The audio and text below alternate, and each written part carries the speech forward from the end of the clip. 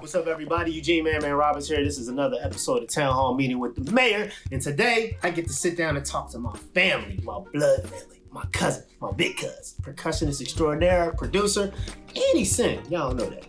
But Mr. Aaron Draper. And we're back with one of my favorites, my cousin, my Philly fam, one of the best percussionists ever. You was ranked actually top percussionist in the world at some point. Huh? Am I tripping? I was. Yes, he was. Aaron Draper. Yes, sir. What's up, guys? One of the, not the one, but one of them. Well, in my book, the, but whatever. I ain't choosing. I appreciate you. Anyway, man, what you doing? What you got going on? Oh man, you know, I just got some good goodies from Roland, so I will be now, recording and singing and SE microphone, singing some stuff. So I'm gonna be, doing some stuff in this time off. Anybody that need it? Hey, that's the plug. Hey, listen, you need some percussion cut? Hit Drake. Huh? Let me know. We DM them. We work it out. We'll work it out. We'll put the email up, whatever you need. But so working on the stuff in my band. We're about to, drop our stuff soon. We've been dropping little stuff here and there. How is that being in a band and creating music with friends and family that you grew up with? We're talking about the Origin Band, everybody. The Origin Band, my guys, the Origin Band, Adam, Dal Robinson, Wayne Moore, Ray, and Johnny Smurf Smith. Huh? Yes, sir. It's great, man, because, just like with you, we've all grown up together, so it's like just playing, it's like making music with your family. You all know each other, so it's like night and day. It's like being blind and already knowing what you're passing me, or it's because we've known each other that long. So it's do you feel like it's just a different feeling that is creating for yourself versus creating for an artist or someone else? Well, definitely for me, because I am one of the lead singers, and yes, I can sing. It takes me out of a comfort zone. Because because you do it playing around naturally, but exactly. So but you gotta do it for real. It's different because it's like I can play, I'm playing around. I can sing. I can sing when I want to sing, but a lot of people, that's their instrument. That's what they do every day. So I don't sing. Yeah. If it was like play percussion or something, you can be like, all right, cool. What you need? Oh yeah, I heard this on there. Yo, what you hear on this? Oh yeah, I heard something. Go boom, boom. But as opposed to singing, that's an instrument that I don't get to work out all the time. So it's like you're learning a new instrument for the first time all over again.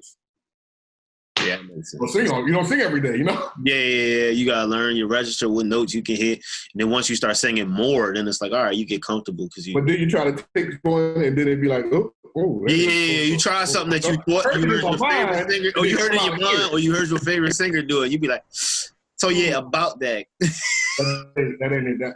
I need like a month or two, and then we can get there. I gotta work on my scales and stuff.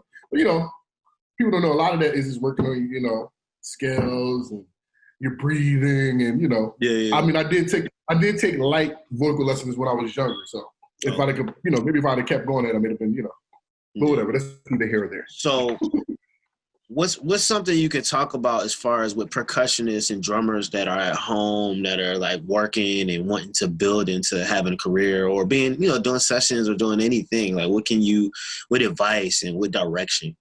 The advice and direction I would give, learn. It's so much, it's a thing out there called world percussion. It's not just one style of percussion, it's a bunch of styles of percussion out there.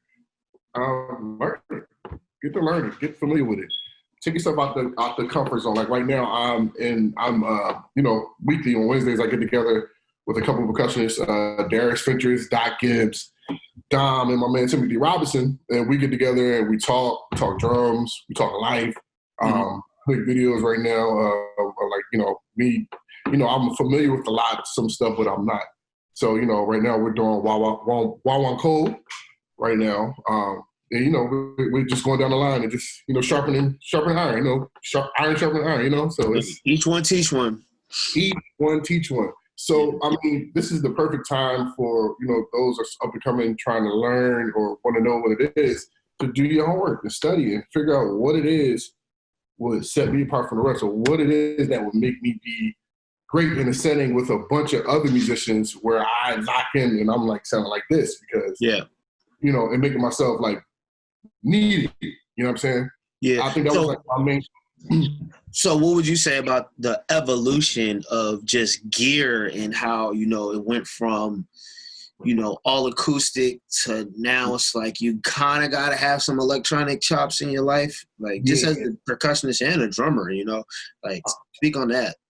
I mean, it's evolved. It's evolved in a lot of ways. I mean, because you got like if we can go back to like some old videos, just like James Brown and his percussion. His percussionists had probably like some shakers and 2 congas here, and it sounded like amazing. But now we are 2020. Start from around, for me anyway, from around like maybe 2001, 2003, I started incorporating electronics. Electronics gives you another kind of freedom to add, not just playing, congas or a clave or something like that. Right. And if you have a drummer that's very familiar with electronic or, electronic pads, you guys can actually kind of create something. Now you take those sounds from records that you really hear that, you're trying to recreate acoustically. Like we did on Crumio. We did. You know what I mean? So now we got those files. Now I can play, okay, take this out the track. I'm going to play this live, which is something I did kind of for like Adele. A lot of people don't know, like Adele, I played the live bells, I played the snare kick that was in the actual records along with the drums. So now we got this marriage of sounding like this one thing because we figured it out. Okay, all right, you can do this. And now this will really make it sound like that record. Right. Well, having that flexibility exactly to be able to go digital, electronic, and exactly. Now, but this is you can go digital. But some people you also got to have the independence of, okay, I'm playing this, but let me play this with a clap on the foot on the 2. Yeah. You know what I mean? That's where it gets. You know what though? I think that's like that's the percussionist that can play drums though. I think, you know what I'm saying? Because like, so for me, I wasn't. A lot of people don't know, yes, I was a drummer first. Exactly. Yeah. So you kind of have an advantage, low key. You know what I'm saying? It's like a left-handed drummer that can play a right-handed drum set. Like, which I'm actually a left-handed percussionist. See, I don't know, and I'm a right-handed drummer, but my left hand is more of a lead. I mean, both hands, but my left is, is what I'm thinking when I play percussion as opposed to my right. I think that could also deal with or be due to like certain stage setups that you're forced into, like, you know what I'm saying, depending on what you would usually play something on your right hand side, but because you're facing this way, now it's like I gotta put this over here, so now I'm not going to my right and going to my left, and I think that's all part of like rehearsals and everything, like and going through the set and knowing what's going to be where. Like sometimes, you know what, you might have to put the same crash up twice because you need one on the right, one on the left. This ain't gonna get there on certain songs. This is the chameleon part about it. For me, I challenge myself, depending on wherever the drummer is, because I'm always with me, and my congas are always in front of me. I like them always in front. And depending on where the drummer is, the timbales are either on my left or my right, because the drummer is either here or here. I want to always be able to not. I don't want to have my back towards everything that's going on. So if the drummer's over here, I'm like, you know what? I'm gonna force myself to play on this side, even though I'm used to being this side. So it's like. It's like making yourself ambidextrous. In a sense of, how you, your location and how you setting up and how you want to play. You know what I mean? Right. What was your biggest favorite? It don't even got to be biggest, but what was your most memorable performance? Oh man, one is always going to be. I remember one is. Coachella 2012 was one of the first Coachellas with Dr. Dre and Snoop and the Tupac hologram. And it was incredible because. Well, I'm gonna tell you my favorite ones. Here we go. Talk to me. Of you. Uh-oh. Unplugged. Jay-Z Unplugged. In the block party. Dave Chappelle block party. Come on, bro. I'm sorry. I'm sorry. Coachella was great. Coachella was great. Yes, it was. It was. That was great. But that's something you can do again. Not like that. I'm gonna say this because what I'm saying is, I'm saying you Mhm. could do it again because those artists are still alive. Yes. Okay. Those artists have time to come together. There wasn't that many. The block party, bro. Think about it. Like there is no way somebody gonna really like Dave Chappelle could potentially try to do it, but it'd be harder than when it was then. Bro, J. Cole was in the crowd in the front row. I remember that, yo. Like, you know what I'm saying? Like, think about it, bro. That can never happen again. No, because he's here now. He's doing his thing now. You know what I'm saying? Like, Jay can't like it'll never happen again. Well, in essence, yeah. I mean, if you just said like you're like somebody. No, I know your favorite. Yeah. That's your favorite, but I'm just telling you why it's my favorite. Because that would never happen again. That makes so much sense. And this is crazy. That was when that happened. That was a year before I even started playing with Jill Scott. Pablo was playing, Boots was playing, and then 2005, me and Daryl get a call while we on tour with Jaguar. He's like, "Y'all ready to do this?" I'm like, "Sure, okay, we're going on with Jill." 2005 is the next year we started playing, and then 2008 is when Block Party actually came out, which is the crazy part. Mm-hmm. So it's all a timeline. It was all timeline kind of thing for me. So yeah, in that sense, yeah, that's definitely one of the dopest performances. I mean, there's so many, man. Like I said, you know, I used to be at root shows, you know, sitting on the side, and it would come to Amir solo pop. I do know that. Amir used to do this thing where he'll play, and then he'll be like, "Yo, come on, then you come play." And then we all Scott, then here come the next person, here come Frank or whoever it was, then here come the next person, and we're going around the drum set. That just used to be a Amir solo. And then at one point there was like one Kumu on the side, and it was mic'd up, and it was just like, all right, I'm like, I'm gonna go play that. So those are like memorable performances for me, like, you know, because they were like the early beginnings of. Yeah, I always tell people like working with Quest is one of the most incredible, stressful, fun, pressure-filled, but fun. It's fun. Historic moments. He like play the hi-hat. We like the hi-hat, but he mean like play the shaker and hold the quarter notes down for him. You know what I mean? So he can whatever. So it's like you gotta know you gotta know how he think. Perfect example for me. You know, me having been playing for them for the Roots for years. The mailman just came with mail too. Anyway, after years of not even hearing a Root show or playing any Root stuff, I mean, of course, I'm always on the music. I always get the call to get thrown in the fire, like, yo, can you come do this? I'm like, yeah, but y'all know I don't know this show, right? Mm-hmm. You know, this is Amir every time. Oh yeah, no, you cool. I got you. Yeah, I got fixed. I got fixed one time like that. Man, I don't know these pads. This is my guy's pads. I don't know. You know, it's different. I got super fixed, bro. I got called to do a Roots show, not a Roots and Friends, not I might know these other artists' songs. No, it was a Roots show. They would have you in the fire. Uh-huh. And it was just like, all right, yo, just come up to the show. We'll rehearse.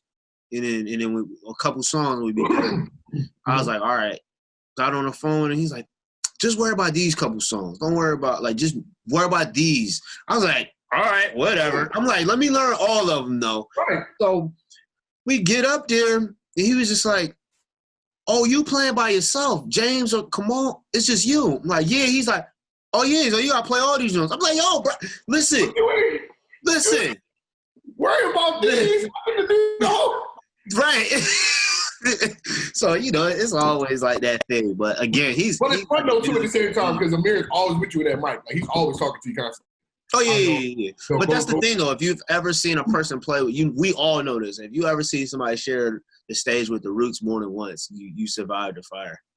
Absolutely. If you can go, if you definitely get the Roots show, you can. It trained me for all these other shows. They were just like a piece of cake. All of my Adeles and Rihanna's, Eminem's, Jill's, and Manduke, and John. You know, was later training for a strong. This is people probably don't even know this, but rehearsing with John Mayer, you know, we privileged. We get to play back, so I can go back and recall. And no, that ain't happening over there, huh? John Mayer, there's just a list. You cross a list, we go over the songs, we cross the list. I hope you remember it tomorrow. So the next day, you come back, we're going to go over, well, okay. We learned all the songs first. It was about, he read a list of at least, I would say 50 songs that like just, and I'm like, we don't got no playback. So I did catch myself often like with my guy who's an incredible drummer, Aaron Draper. Like, what songs is this the one that, you know, because I know the songs, but I'm not familiar. Yeah, I mean that's any new gig though. Like you can know songs, but you knowing them titles, knowing that key, knowing that BPM, knowing what patch you on, knowing. Yeah. You gotta have you gotta be like, all right, you gotta be ready. Listen, man, I'm king of notes. I will listen. I will have my whole top keyboard covered with notes. All right. This is song that okay. Yeah, let me. Okay, but needless to say, I got through it. It was dope because you scattered. But needless to say, I got through it. Yeah. You know, it humbled me because like that's how we actually kind of learned a lot. Yeah. We it's kind of a blessing and a curse with the digital world. It is. So, you know, retention, that's a big thing. That's you know, when you get on some of these gigs. Well, people, we can talk forever because that's what we do every day anyway because we family. So, but before we get out of here, Drake, thank you for being great. Thank you for keep killing it. Everybody stay tuned because me and Drake gonna have something really cool like a Rolling at Home, you know what I'm saying, collaboration type of thing. And we out of here. Yep, told y'all we family. We's gonna keep talking for a long time. So make sure y'all tune in and see what Aaron has going on because he always doing something with the Origin Band or a TV show or Adele, John Mayer. Y'all see what we's talking about. Anyway, till the next time, shout out to Roland, shout out to Kristen, Igor, Brian, my bro Joel, Marquis. Shout out to Marquis too. But before we get out of here, I just again want to thank you. Eugene Man Roberts, aka the Mayor, and I'm out of here.